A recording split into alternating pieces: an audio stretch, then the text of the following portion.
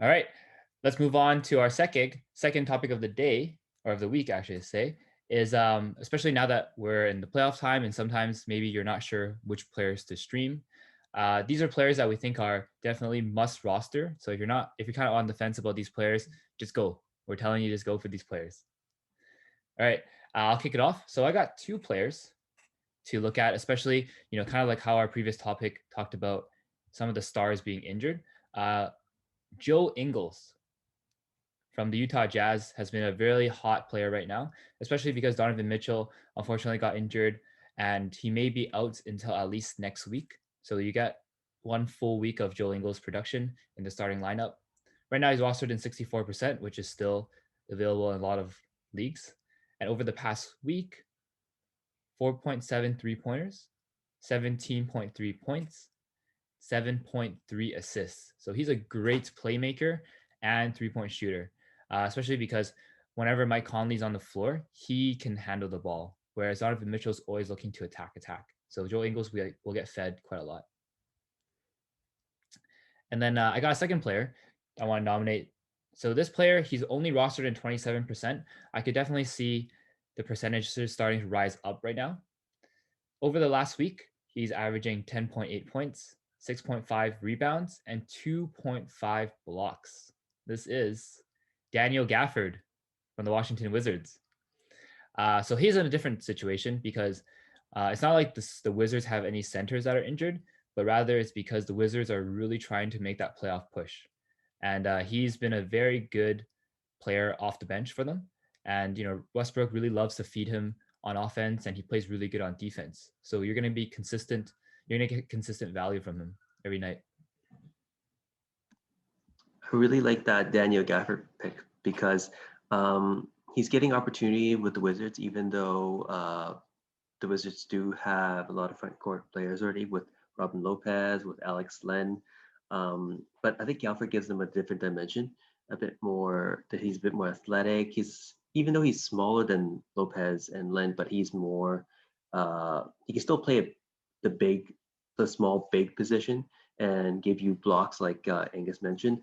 But I guess to partner up with the athletic combination of Beal and Westbrook, Gafford really kind of fits in that mold of that small big who's athletic and can also defend as well. So my waiver wire must roster play for this week has a common theme. He's only rostered in 39% right now on Yahoo, and he would be a hot pickup at 12 a.m. tonight due to the fact that we mentioned that one of his teammates was injured earlier today. So Lou Williams is my pick for the week. As we mentioned earlier, Trae Young was injured with a left ankle injury, and yeah, he actually had to be helped off the floor, so he wasn't leaving on under his own power. So with that, they haven't given a diagnosis of how long he might be out, but the fact that he had to be helped off wasn't a good sign.